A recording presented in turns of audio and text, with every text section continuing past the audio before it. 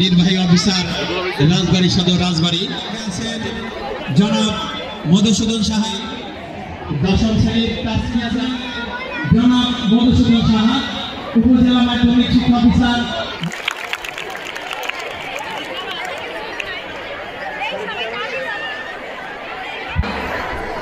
আজকে আমাদের এই তারুণ্যের মেলা 2025-এ ইয়াসিন উচ্চ বিদ্যালয়ে যে আয়োজন, এই আয়োজনে উপস্থিত আমাদের সম্মানিত অতিথিবৃন্দ এবং আমাদের যারা আয়োজক, এই স্কুলের সম্মানিত প্রধান শিক্ষক সহ সকলকে আমি আমার আন্তরিক ধন্যবাদ জানাচ্ছি।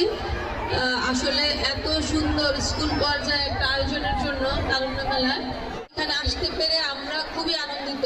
এবং যারা এই আয়োজন করেছো, বিশেষ করে যারা এই আয়োজনে অংশগ্রহণ করেছো, যারা আয়োজন করেছে তারা তো স্টলটার কাঠামো দিয়েছে, কিন্তু সেই স্টলগুলোকে যে প্রাণবন্ত করা, সেটা আমাদের স্টুডেন্ট, আমাদের শিক্ষার্থীরা করেছে। সেই জন্য আমরা আমাদের শিক্ষার্থীদের এবং আমাদের স্টুডেন্টদের কাছে আন্তরিকভাবে ধন্যবাদ জানাই। এবং এই তারুণ্যের মেলার মাধ্যমে আমরা এখানে মেলায় যেভাবে আয়োজন করেছি এবং সেইভাবে গভীর মনোযোগ দিয়ে আমরা আনন্দের সাথে আমরা আমাদের পড়াশোনাটা করব। কারণ আমাদের বর্তমান প্রজন্ম যদি পড়াশোনা ঠিকমতো না করে তাহলে আমাদের ভবিষ্যৎটা অন্ধকার হবে।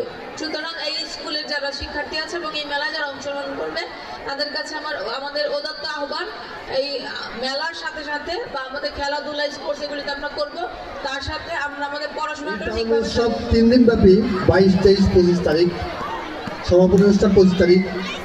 আজকে এই অনুষ্ঠানের উদ্বোধনী অনুষ্ঠানে আমাদের মধ্যে উপস্থিত আছেন প্রধান অতিথি হিসাবে জনাব মারিয়া হক। আমাদের মধ্যে উপস্থিত ছিলেন জনাব মধুসূদন সাহেব বিশেষ হিসেবে, তিনি অত্যন্ত কর্মকাণ্ডের জন্য ব্যস্ততার জন্য চলে গেছেন। আমাদের মধ্যে উপস্থিত আছেন মার্কেটিং ব্যাংকের ম্যানেজার, আমাদের অত্যন্ত কাছের লোক ইসমাইল ভাই, এবং অভিভাবকবৃন্দ, ছাত্রছাত্রী, মিডিয়া ভাই, সবাই প্রতি হলে আমার আন্তরিক অভিবাদনের ভালোবাসা। আমরা এই অনুষ্ঠানটা স্বল্প সময়ের মধ্যে চেষ্টা করেছি সুন্দর করে।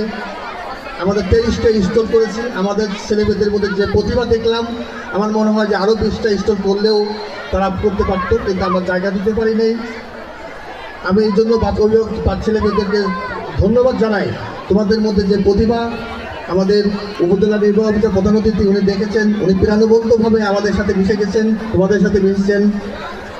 তা তোমরা এর পাশাপাশি লেখাপড়াও এগিয়ে যেতে হবে। আমরা মনে করি শুধু পাঠদানই বড় কথা না, পুঁথিগত বিদ্যায় বড় কথা না, তার প্রযুক্তিগত বিদ্যা, বিতর্ক, কারিকুলাম সমস্ত কিছুতেই পারদর্শী হতে হবে। আমাদের প্রতিষ্ঠানটি ইনশাল্লাহ খুব দুর্বল একটা প্রতিষ্ঠান থেকে আমরা উত্তরোত্তর বৃদ্ধি পাচ্ছি, উন্নতির লক্ষ্যে চেষ্টা করে যাচ্ছি।